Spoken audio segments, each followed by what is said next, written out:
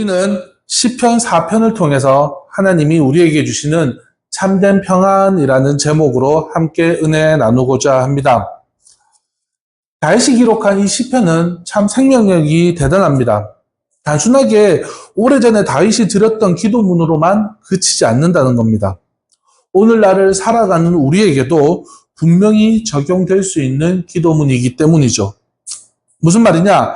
시편 4편은 오늘날 우리가 경험하는 삶의 압박이나 어려움 속에서도 분명하게 우리가 하나님 안에 살아가고 있으면 오래전 다윗이 경험했던 참된 안식과 평안을 우리 역시 지금의 삶 속에서도 누릴 수 있다는 희망의 메시지를 담고 있기 때문이죠. 자, 우리는 모두 평안함을 갈망합니다. 마음의 평안, 관계의 평안, 미래에 대한 평안을 갈망하죠. 하지만 세상이 주는 평안은 어떤가요? 언제나 임시적이고 조건적이라고 할 수 있습니다. 상황이 좋을 때는 평안하고 모든 것이 계획대로 잘 될 때만 안심을 할 수 있다는 것이 세상이 주는 평안의 특징이겠죠. 그러면 하나님이 주시는 평안은 어떨까요? 하나님이 주시는 평안은 세상이 주는 평안과는 다릅니다. 하나님이 주시는 평안은 상황을 초월하는 평안이고 우리 영혼 깊은 곳에서 우러나오는 솟아나는 샘물과 같은 그런 평안함이 바로 하나님이 주시는 평안함입니다. 이 시편 4편은 바로 이런 평안이 어떻게 우리 삶 속에서 가능한지에 대해서 보여주고 있습니다. 오늘 말씀을 통해서 우리 모두가 진정한 평안의 근원을 발견하고 어떤 상황에서도 흔들리지 않고 말씀을 듣는 이들마다 믿음의 반석 위에 굳게 서는 시간이 되기를 간절히 소망합니다. 자, 다윗은 지금 무척 어려운 상황입니다. 그래서 하나님께 평안을 구하고 있습니다. 하나님께 평안을 구한다는 것은 무슨 의미입니까? 하나님만이 평안을 주실 수 있다는 생각을 가지고 있었습니다. 그럼 하나님만이 평안을 주실 수 있다는 생각은 뭐냐? 하나님이 주시는 평안이 진짜 평안이라는 뜻을 가지고 있었던 거죠. 그래서 다윗은 하나님의 평안을 얻기 위한 세 가지 모습을 지금 우리에게 교훈적으로 보여주고 있습니다. 그 모습을 오늘 살펴보려고 합니다. 첫 번째는 다윗은 기도 응답에 대한 확신을 가지고 있었습니다. 시편 4편 1절 말씀 한번 읽어보겠습니다. 내 의의 하나님이여 내가 부를 때에 응답하소서. 곤란 중에 나를 너그럽게 하셨사오니 내게 은혜를 베푸사 나의 기도를 들으소서. 아멘. 다윗은 시편의 시작을 내 의의 하나님이라고 고백하고 있습니다. 이건 단순히 하나님이라고 부르는 호칭이 아닙니다. 다윗에겐 깊은 신앙의 고백이 담겨져 있습니다. 다윗은 지금 하나님이 자신이 가진 의로움의 근원이 되시고 자신의 정당함을 입증해 주실 분이 하나님뿐이라는 것을 믿고 있었기 때문입니다. 우리는 살아가면서 때로는 억울한 일도 당하기도 하고 오해를 받기도 하고 또 부당한 대우를 받을 때가 있습니다. 그럴 때 우리는 누구에게 호소를 합니까? 보통 사람들은 주변 사람을 찾아가거나 또는 스스로 그 일을 해명하려고 합니다. 하지만 다윗은 더 확실한 방법을 가지고 있었습니다. 바로 하나님 앞으로 나아가는 것입니다. 그렇게 하나님 앞에 나아가서 그는 이렇게 말합니다. 내 의의 하나님. 하나님이 지금 내 마음을 너무 잘 아시고 나의 진실한 마음을 보시고 나를 공의로 판단하시는 분임을 다윗은 고백하고 있는 것이죠.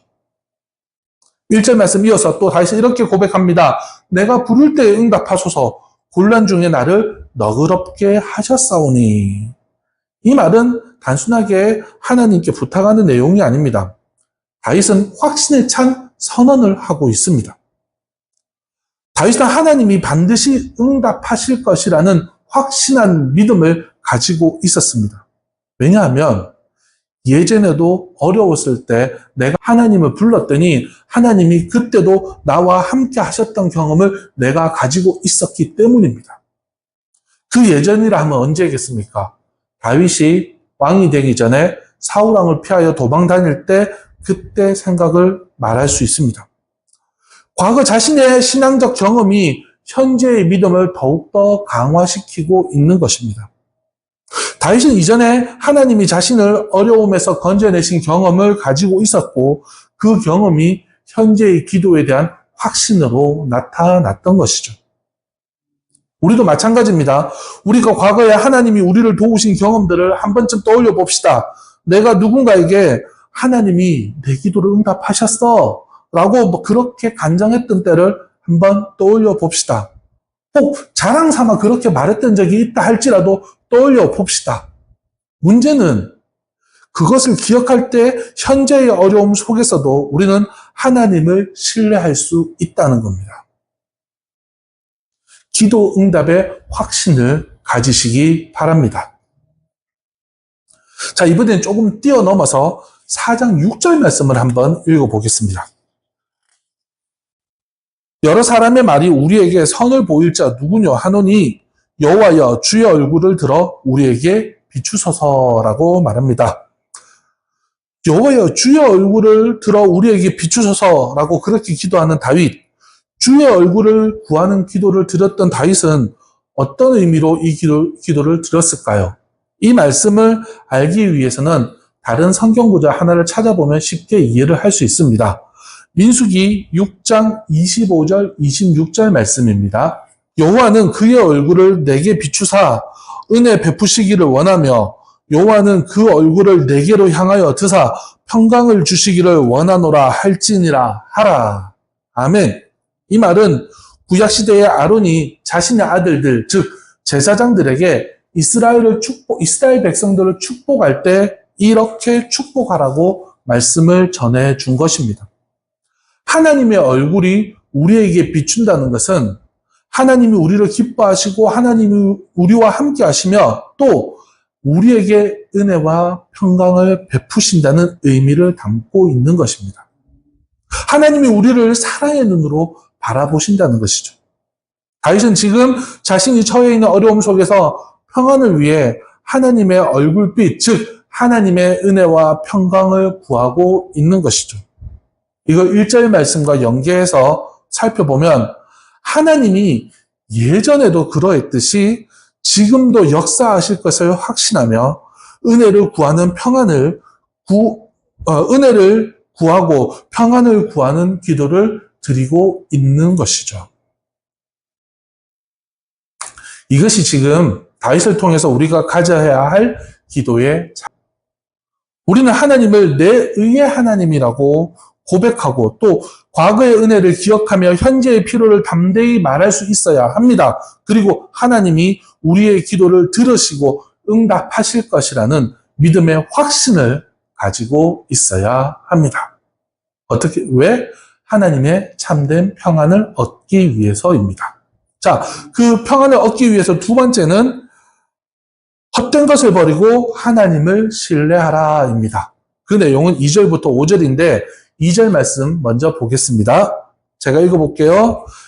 인생들아 어느 때까지 나의 영광을 바꾸어 욕되게 하며 헛된 일을 좋아하고 거짓을 구하려는가. 다윗은 이제 자신을 대적하는 사람들을 향해서 이렇게 말합니다. 더 이상 헛된 것을 추구하며 살지 마라. 헛된 것이란 말은 히브리어 원어상으로 이런 뜻을 담고 있습니다. 빈 것, 의미 없는 것, 실속 없는 것. 사람들이 추구하는 것들이 겉으로는 화려해 보이고 의미 있어 보이지만 실제로는 영혼을 만족시키지 못하는 헛된 것이라고 다윗은 말하고 있습니다. 오늘날 우리 주변에도 수많은 헛된 것들이 있죠. 물질적 성공만을 추구하는 것, 사람들의 인정과 칭찬을 의존하는 것, 외적인 화려함과 거칠에만 집중하는 것. 이런 것들이 무조건 나쁘다는 것은 아닙니다. 하지만 이런 것들이 우리 삶의 전부의 자리를 차지해선 안 된다는 것이죠. 4장 3절 말씀 보겠습니다. 여호와께서 자기를 위하여 경건한 자를 택하신 줄 너희가 알지어다. 내가 그를 부를 때에 여호와께서 들으시리로다. 아멘. 다윗은 여기서 중요한 진리를 선포합니다. 하나님이 지금 경건한 자를 택하셨다는 겁니다. 경건한 자는 어떤 사람이겠습니까? 하나님과 언약적 관계가 맺어져 있는 사람, 하나님의 사랑을 받는 사람을 의미하고 있습니다. 하지만 이 경건한 자로서 택함을 받는 것은 우리가 하나님 앞에서 얼마나 완벽하게 살아왔는가에 달려 있지 않다는 겁니다. 하나님이 우리를 택하시고 사랑하시는 것은 우리의 공로 때문이 아니라 지극히 크신 하나님의 은혜 때문입니다. 우리가 하나님을 사랑하기 전에 하나님께서 우리를 먼저 사랑하셨기 때문입니다. 이 진리를 깨달을 때 우리는 세상의 인정이나 칭찬에 의존하지 않아도 됩니다. 왜냐하면 가장 중요한 분이신 하나님이 우리를 택하시고 하나님이 우리를 사랑하시기 때문이죠. 사람들이 우리를 오해하고 비판할 수 있지만 하나님은 우리를 완전히 이해하시고 완전히 사랑하십니다. 그러니 지금 헛된 것을 버리라고 다윗이 권면하고 있는 것이죠. 4절 말씀 보겠습니다. 너희는 떨며 범죄하지 말지어다. 자리에 누워 심중에 말하고 잠잠할지어다. 아멘. 다윗은 이제 더 구체적으로 이야기합니다. 너희는 떨며 범죄하지 말지어다. 이 말은 하나님에 대한 경외심을 가지고 죄를 멀리하라는 것이죠. 분노나 좌절감이 죄로 이어지지 않도록 조심하라고 경고하고 있습니다. 자리에 누워 심중에 말하고 잠잠할지어다.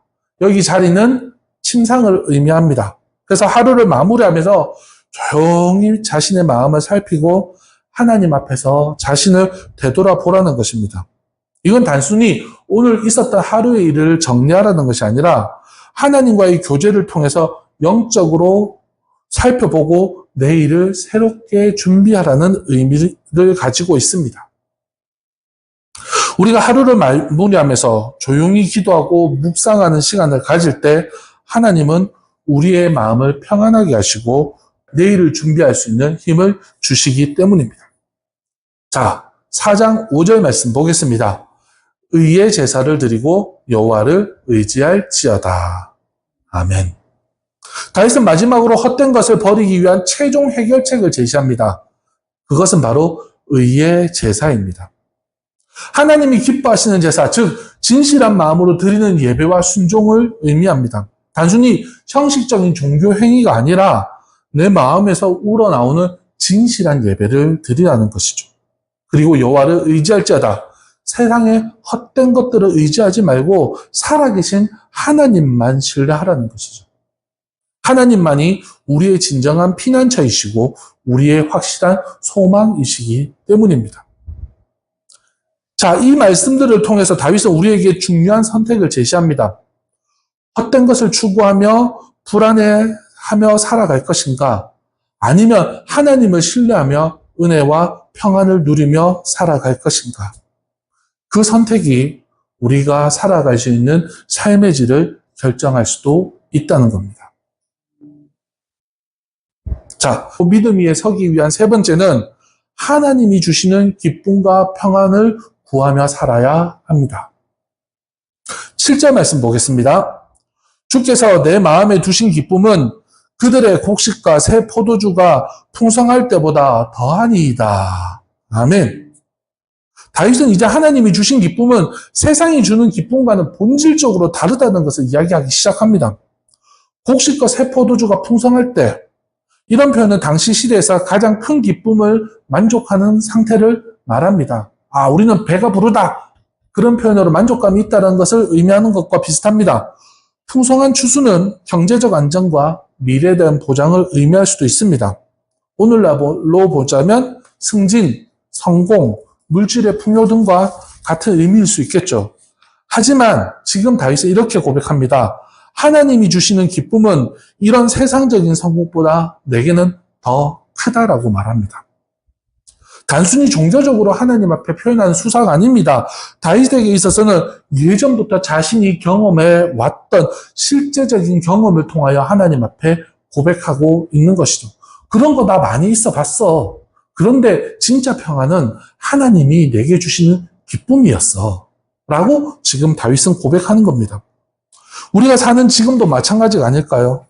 세상의 기쁨은 항상 조건적이고 원하는 것을 얻을 때만 기쁘고 상황이 좋을 때만 만족스럽진 않습니까? 그리고 그 기쁨은 오래 가지도 않습니다. 오늘 기뻤던 일이 내일은 시시해질 수도 있고 어제의 성공이 때로는 오늘의 스트레스로 우리에게 나타날 때가 있습니다. 하지만 하나님이 주시는 기쁨은 다릅니다. 이 기쁨은 항상 상황을 초월하는 기쁨입니다. 어려운 상황에서도 외부적으로 부족함이 있어도 우리 마음 깊은 곳에서 솟아나는 기쁨입니다. 또 이 기쁨은 하나님의 사랑을 경험할 때 느껴지는 기쁨이라는 것이죠. 사도 바울은 빌립보서에서 이렇게 고백합니다. 빌립보서 4장 11절 13절 말씀을 보겠습니다. 내가 궁핍함으로 말하는 것이 아니니라.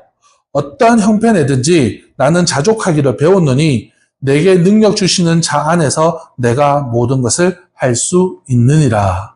아멘. 바울도 외부적인 조건에 의존하지 않는 내적 만족과 기쁨을 경험했던 것이죠. 그럼 이런 기쁨을 어떻게 하면 얻을 수 있을까요? 그건 하나님과의 깊은 교제에서만 나타날 수 있습니다. 하나님의 사랑을 경험하고 하나님의 은혜를 깨달으며 하나님의 약속을 신뢰할 때 우리의 마음속에 그러한 기쁨이 나타나게 되는 것이죠. 구체적인 다윗의 고백을 살펴보겠습니다. 4장 8절 말씀입니다. 내가 평안히 눕고 자기도 하리니 나를 안전히 살게 하시는 이는 오직 여호와이시니이다. 아멘. 내가 평안히 눕고 자기도 하리니 이 구절은 단순히 육체적인 휴식을 의미하는 게 아닙니다. 사실 지금 다윗의 상황은 어떤 상황입니까? 아들 압살롬이 배반해서 다윗을 치려고 나타났을 때 피하여 도망가 있던 그런 상태입니다. 그러기에 신체적 휴식이 아닌 마음의 평안과 영적인 안식을 의미하고 있는 것입니다. 나를 안전히 살게 하시는 이는 오직 여호와이시니이다. 다윗은 자신이 누리는 이 평안함의 근원을 분명하게 고백합니다. 우리의 안전과 평안은 우리 자신의 능력이나 세상에서 보장해주는 것들로 나타난 것이 아니라 오직 하나님에게서 나온다라고 고백하며 이것을 신뢰하고 있다라고 고백하고 있는 것이죠. 세상에서 우리가 추구하는 안정장치들이 있습니다. 보험, 저축, 인맥, 지위 등등 이런 것들이 결코 나쁜 것은 아니지만 이런 것들이 우리의 궁극적인 평안함을 가져다 주지는 않는다는 겁니다. 왜냐하면 이 모든 것들은 변할 수가 있고 사라질 수도 있기 때문입니다. 하지만 하나님은 변하지 않습니다. 하나님의 사랑은 변하지 않고 하나님의 약속도 변하지 않고 하나님의 능력도 변하지 않습니다. 그래서 하나님을 신뢰함으로 얻게 되는 평안함이 진짜 평안함이라고 다윗은 권면하고 고백하고 있는 것이죠. 예수님도 요한복음에서 이렇게 말씀하셨습니다. 요한복음 14장 27절 말씀을 보겠습니다.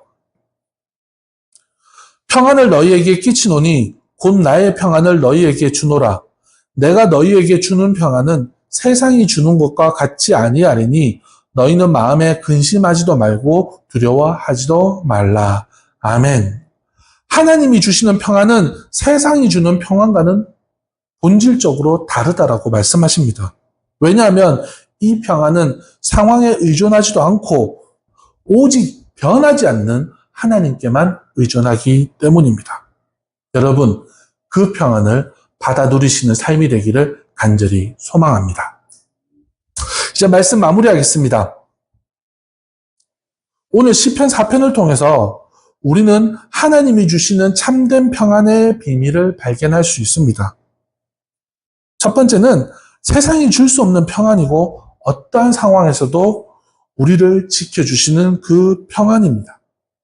다윗이 하나님 안에서 평안을 누리고 믿음 위에 서기 위해 우리에게 가르쳐 주신 세 가지 평안의 원리를 요약하면 이렇습니다. 첫 번째는 우리는 기도의 응답에 대한 확신을 가져야 합니다.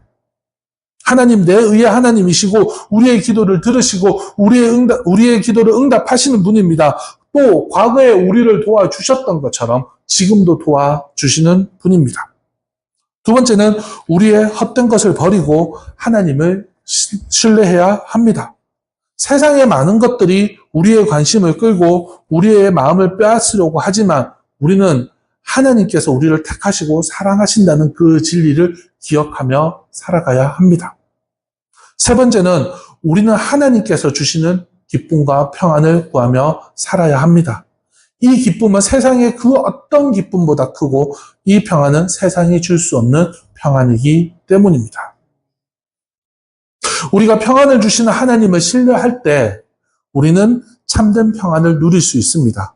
이 평안은 우리의 상황을 바꾸는 평안이 아닐 수도 있습니다. 하지만 우리의 마음을 바꿔주는 평안함입니다.